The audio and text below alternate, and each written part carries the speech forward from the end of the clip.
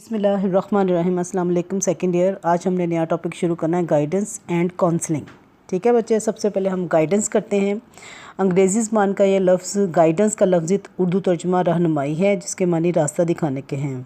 اصطلاح میں اس کا یہی مفہوم بنتا ہے، یعنی رہنمائی کے معنی کسی فرد کی اس انداز میں مدد کرنا کہ کسی درپیش مسئلے کا حل اس کو مل جائے۔ راستہ دکھانے والا یا رہنمائی کرنے والا وہی شخص ہو سکتا ہے جو اعلیٰ تعلیم یافتہ ہو، تجربہ کار ہو۔ اللہ تعالیٰ نے انسانوں کی رہنمائی کے لیے اپنے عظیم پیغمبروں کو بھی اس دنیا میں بھیجا، جنہوں نے انسان کی زندگی کے تمام شعبوں میں اول تا آخر رہنمائی فرمائی۔ ٹھیک ہے بچوں، اس طرح قرآن مجید اور حدیث مبارکہ ہر دور میں انسان کی مکمل رہنمائی کرتی رہی ہیں اور کرتی رہیں گی۔ اب یہ ہے کہ میں آپ لوگوں کو بتانے لگی ہوں کہ مختلف قسم کے اگلی ہیڈنگ آپ لوگوں نے بنانی ہے کہ مختلف ماہرین کے نزدیک رہنمائی کی تعریفیں۔ ٹھیک ہے، ماہرین نفسیات نے جو تعریفیں بیان کی ہیں وہ کچھ اس طرح سے ہیں۔ سب سے پہلے ہے میتھوسن جو نام ہے۔ ٹھیک ہے بچے، اب میتھوسن نے کہا کہ رہنمائی ایک باقاعدہ پیشہ ورانہ عمل ہے جس میں طالب علم کی یوں مدد کی جاتی ہے کہ وہ ذاتی نشوونما، تعلیم و ترقی، معاشرتی تربیت اور پیشہ ورانہ طور پر اپنی ضروریات کو پورا کرنے اور اپنے مسائل کو حل کرنے کے قابل ہو جائیں۔ دوسرا جو ہے وہ ہے کرو اینڈ کرو۔ ٹھیک ہے، کرو اینڈ کرو نے کہا ہے کہ رہنمائی سے مراد کسی تجربہ کار اور قابل رہنما کا کسی فرد کی اس طرح سے مدد کرنا کہ اپنی زندگی کی پلاننگ خود کر سکے، وہ اپنا نقطہ نظر قائم کرنے، اپنے فیصلے خود کرنے اور اپنا بوجھ اٹھانے کے قابل ہو سکیں۔ ٹھیک ہے بچے، اس کے بعد ہے ٹریکسلر جو تھا، اس کے بقول رہنمائی دراصل ایسی مدد ہے جو فرد کو اس قابل کر دیتی ہے کہ اپنی قابلیتوں، دلچسپیوں کو سمجھے، انہیں فروغ دے اور مقصد حیات سے انہیں منسلک کرے تاکہ وہ سماجی گروہ کا پسندیدہ رکن بنے اور مکمل پختگی سے ذاتی رہنمائی حاصل کر سکیں۔ ٹھیک ہے، جونز نے کہا ہے کہ رہنمائی سے مراد کسی شخص کا ذاتی طور پر کسی دوسرے کی اس طرح سے مدد کرنا کہ وہ یہ فیصلہ کر سکے کہ وہ کہاں جانا چاہتا ہے یا اپنے مقصد کو کس طرح بہتر انداز میں حاصل کر سکتا ہے۔ رہنمائی اسے زندگی میں درپیش مسائل کو حل کرنے میں مدد دیتی ہے۔ ٹھیک ہے بچے، ہیمرن اور رکسن نے رہنمائی کی تعریف یوں بیان کی ہے کہ تعلیمی پروگرام کا وہ پہلو جو بالخصوص طلبہ سے متعلق ہوتا ہے کہ اپنی موجودہ صورتحال سے مطابقت اختیار کر کے اپنی دلچسپیوں، قابلیتوں اور سماجی ضروریات کے مطابق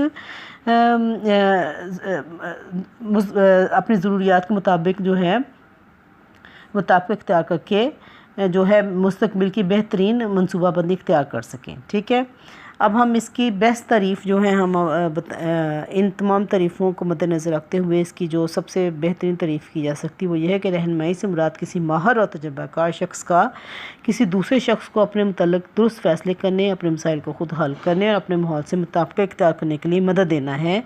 رہنمائی کا مقصد فرد کو اپنی صلاحیتوں کو استعمال میں لا کر اپنے مسائل و مشکلات کو خود حل کرنے کے قابل بنانا ہے۔ ٹھیک ہے، رہنمائی ایک ایسی مدد ہے جو ہر ضرورت مند فرد کو دی جاتی ہے۔ رہنمائی کا دائرہ کار بہت وسیع ہے، یہ صرف تعلیمی اور پیشہ ورانہ اور ذاتی مسائل تک محدود نہیں بلکہ انسانی زندگی کے تمام شعبوں پر محیط ہے۔ ٹھیک ہے بچے، اب جو ہے یعنی رہنمائی کا مقصد فرد کو اسی انداز میں مدد کرنا ہے کہ وہ اپنے مقاصد کو احسن طریقے سے پورا کر سکے۔ رہنمائی سے فرد کو زندگی میں درپیش مسائل حل کرنے میں معاونت ملتی ہے۔ ٹھیک ہے بچے، اس کے بعد جو ہے ماہرین نفسیات رہنمائی کے ذمہ میں نارمل افراد کو مدد فراہم کرتے ہیں تاکہ ان میں اپنی صلاحیتوں کو، آپ یہ یاد رکھیں کہ نارمل افراد کو دی جاتی ہے گائیڈنس جو ہے، تاکہ ان میں اپنی صلاحیتوں کا درست ادراک کرنے کی صلاحیت پروان چڑھے، وہ ماحولی تقاضوں کے بارے میں آگاہی حاصل کر سکیں اور اپنی صلاحیتیں مطابقت کے حصول کے لیے بہتر طور پر استعمال کر سکیں۔ ٹھیک ہے بچے، اب ہے کہ رہنمائی سے مراد یہ بھی ہم کہہ سکتے ہیں کہ عام آدمی، ایک نارمل آدمی کو میں نے بتا دیا، عام آدمی کے مسائل کو اس طرح حل کرنا کہ وہ اپنی صلاحیتوں کو پہچانے تاکہ آئندہ زندگی میں ان کا بھرپور استعمال کر سکیں۔ المختصر، رہنمائی سے مراد زندگی میں مطابقت حاصل کرنے کے عمل میں افراد کی مدد کرنا ہے۔ ٹھیک ہے بچوں، سمجھ آ گئی؟ اب میں اس کا آغاز بتانے لگی ہوں کہ کس طرح سے کیا گیا۔ رہنمائی کا باقاعدہ آغاز جو ہے فرینک پارٹسن نے کیا تھا۔ اس نے امریکہ کی مختلف یونیورسٹیوں سے طب، انجینئرنگ و وکالت کی ڈگریاں حاصل کیں۔ ہارورڈ یونیورسٹی سے بطور استاد منسلک ہو گیا۔ اس نے محسوس کیا کہ رہنمائی و مشاورت کے معیاری پروگرام سے طلباء، طالبات اور عام افراد کی مدد کی جا سکتی ہے اور وہ بھی بہتر انداز میں۔ فرینک پارسن نے نوجوانوں کو روزگار سے متعلق جو ہے رہنمائی فراہم کرنے کے لیے باقاعدہ دفتر قائم کیا۔ یہ دفتر رہنمائی کی تحریک کا نقطہ آغاز بن گیا۔ ووکیشنل جو گائیڈنس ہے اس کے حوالے سے بیان کیا جا رہا ہے۔ اس کے بنائے گئے رہنمائی کے ادارے نے بے حد مقبولیت حاصل کی۔ امریکی حکومت نے فرینک پارسن کے ادارے سے متاثر ہو کر رہنمائی اور مشاورت کا باقاعدہ شعبہ قائم کر دیا۔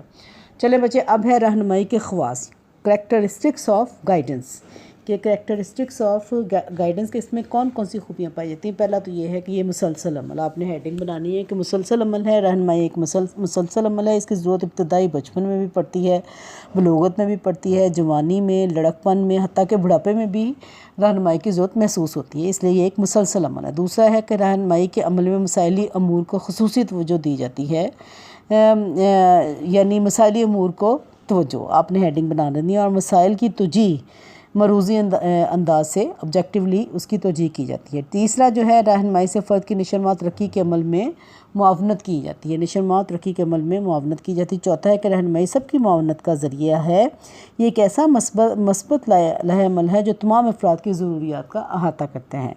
پانچواں ہے کہ رہنمائی زندگی کے تمام پہلوؤں سے متعلق ہے، گھر، کاروبار، تعلیم، صنعت، حکومت، یعنی زندگی کے ہر پہلوؤں سے متعلق، سماجی زندگی، ہسپتال، جیلوں میں جس کو بھی رہنمائی کی ضرورت ہو اسے یہ سہولت فراہم کی جاتی ہے۔ سمجھ آگے نا بچے؟ اس کا یعنی اتنا وسیع اسکوپ ہے کہ ہر ایک کو، ہر فرد کی زندگی کے تمام پہلو جو ہیں وہ اس میں کور کیے جاتے ہیں۔ اس کے بعد ہے رہنمائی عمومی بھی ہوتی ہے اور خصوصی بھی۔ رہنمائی دو طرح کی ہے، یعنی کوالٹی وائز ہم دیکھیں عمومی اور خصوصی۔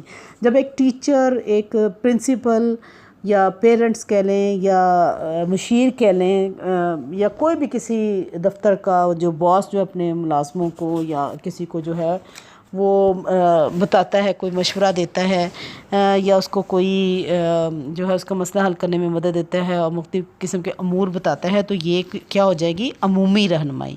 خصوصی رہنمائی کیا ہے کہ جب ماہرین نفسیات، یعنی مستند، مشیر، رہنما، معالجتی ماہر نفسیات مل کر فرد کو مسائل کو سنتے ہیں اور فرد کو مسائل سے نجات دلاتے ہیں مختلف قسم کے طریقے تجاویز بتا کر، تو یہ خصوصی رہنمائی کہلاتی ہے۔ اب رہنمائی کی اہمیت کس طرح سے کہ انسانی زندگی میں رہنمائی کی بہت اہمیت ہے۔ ہماری زندگی میں بہت دفعہ ایسے مواقع آتے ہیں جب رہنمائی کی ضرورت محسوس ہوتی ہے۔ اس کی ضرورت وہاں بھی پیش آتی ہے جب کسی شے کا انتخاب کرنا ہو یا درست فیصلہ کرنا ہو، تب بھی ہمیں رہنمائی کی ضرورت پڑتی ہے، ٹھیک ہے۔ جب صورتحال بہت پیچیدہ ہو، فرد اسے سمجھنے اور سلجھانے سے قاصر ہو، تو رہنمائی کی ضرورت محسوس ہوتی ہے۔ یہ ہم اہمیت پڑھ رہے ہیں، آپ لوگوں نے کو اہمیت کے حوالے سے ہے تو پھر آپ نے ڈیٹیل میں ہیڈنگز بنا کے یہ لکھ لینا ہے، ٹھیک ہے۔ رہنمائی سے فرد یہ سیکھ جاتا ہے کہ ناگزیر صورتحال کے ساتھ کیسے گزارا کیا جا سکتا ہے۔ ایک طرح کے مسئلے سے وہ جب نپٹ لیتا ہے، رہنمائی حاصل کر لیتا ہے، تو اسے ملتے جلتے مسئلے جو ہیں آئندہ زندگی میں وہ سولو کرنے کے خود قابل ہو جاتا ہے، ٹھیک ہے۔ رہنمائی میں لوگوں کو فیصلہ کرنے میں مدد فراہم کی جاتی ہے۔ رہنمائی کی ضرورت جتنی بحران کے وقت ہوتی ہے اتنی اس کی ضرورت نارمل حالات میں بھی پڑتی ہے، تاکہ خوش اسلوبی سے فرد کی نشوونما ہوتی رہے۔ ابتدا میں بچے والدین سے رہنمائی حاصل کرتے ہیں، بعض رہنمائی کا فریضہ جو ہے وہ والدین سے بعد میں رہنمائی کا فریضہ دوست، احباب، اساتذہ، کوچ، سیاسی اور مذہبی رہنما سنبھال لیتے ہیں۔ رہنمائی کا عمل کبھی پرانا نہیں ہوتا ہے، اس کی ضرورت ہمیشہ تازہ رہتی ہے۔ رہنمائی کا مطلب یہ نہیں کہ اس سے فرد کی غلطیاں درست کی جائیں یا اس کے عمل سے حادثات کے اثرات ظاہر کیے جائیں۔ اس کا اصل مقصد یہ ہے کہ فرد کی بھرپور اور مکمل نشوونما میں مدد کی جائے۔